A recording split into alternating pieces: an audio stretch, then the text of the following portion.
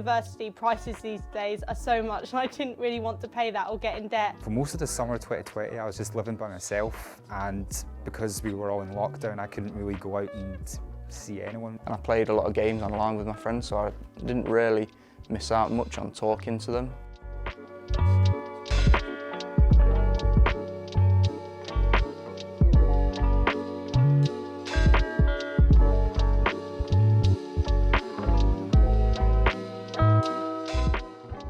Hello, I'm Callum.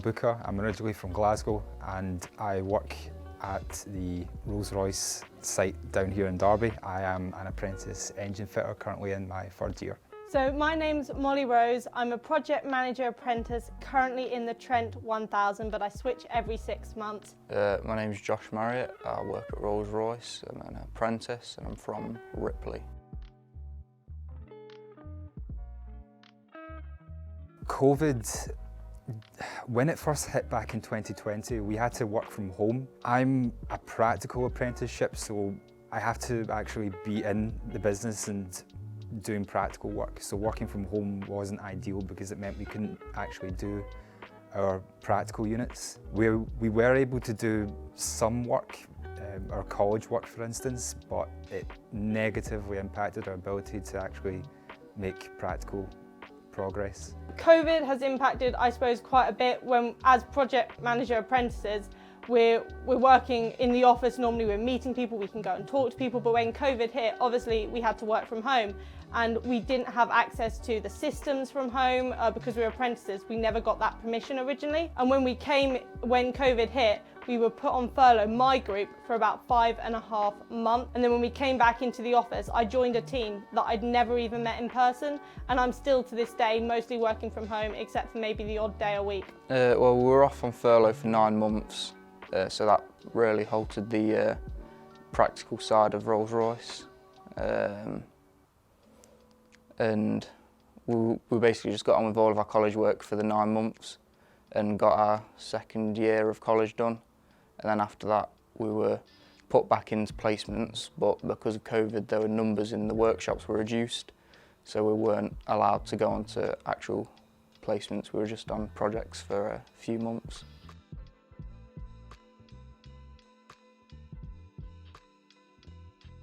I moved from Glasgow to Derby at the end of 2019, and COVID sort of hit early 2020, so for most of the summer 2020 I was just living by myself, and because we were all in lockdown I couldn't really go out and see anyone really, and I didn't really have a lot of friends because I was still getting to know people down here in Derby. When the rules changed, I think the rules changed so you could have a support bubble, so you could form a support bubble with a member of family. So when that came down the pipeline, I used that to go back up to Glasgow and see my dad. But for a long time I was just by myself, so it was pretty hard actually, yeah.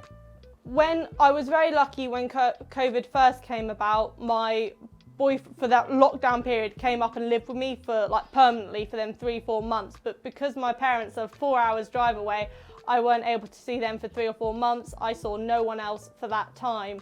It didn't really affect it that much because I went out walking quite a bit with some of my friends, which you were allowed to at some point. And I played a lot of games online with my friends, so I didn't really miss out much on talking to them, but I didn't see them as much as probably I had done before.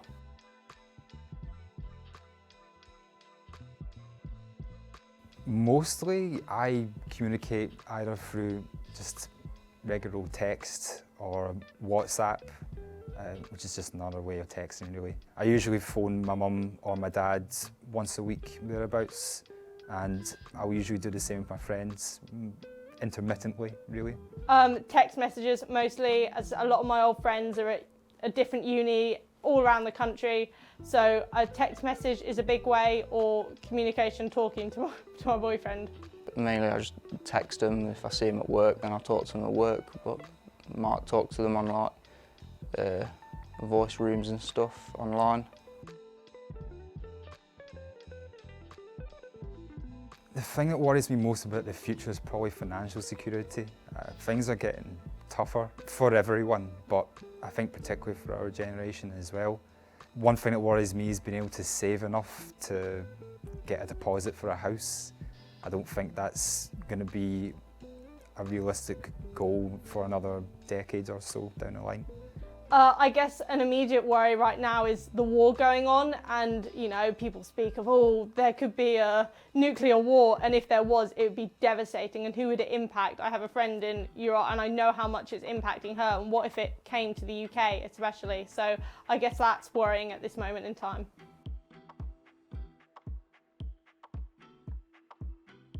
So I am optimistic about my career prospects. Once I've got this apprenticeship finished, I'll have a strong foundation to start applying for work that I really want to do, particularly practical work as well. So I am optimistic about that, yes. I guess moving on with my career, I've got a good base now, and seeing where I'll go, learning new opportunities, just new experiences that are out there that I can do now. I'm working, earning money. Finishing my apprenticeship and actually going into the business properly, not having to worry about doing college work or MVQ.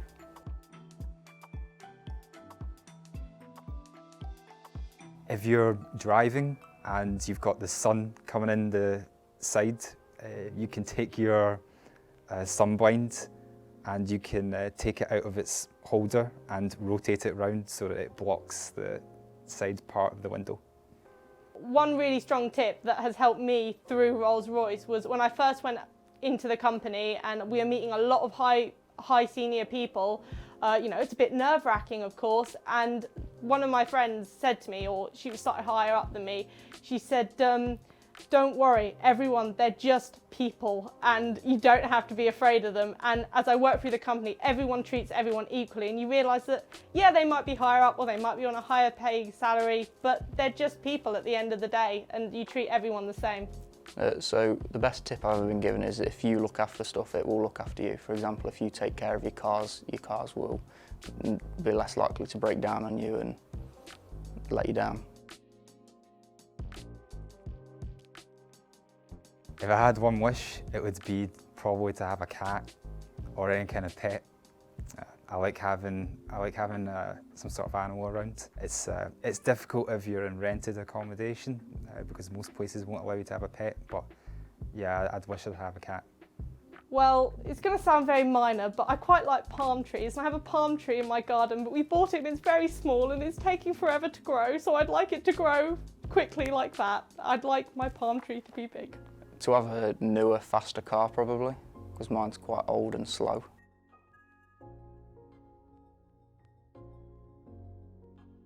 Probably just be patient, just don't try and rush everything. If I would give any advice to my younger self, I would say don't be ashamed for being who you are, and if you feel there's something that you're unsure or uncertain about, go ask for help. Just keep going, keep pushing forward, you'll do it, just keep going.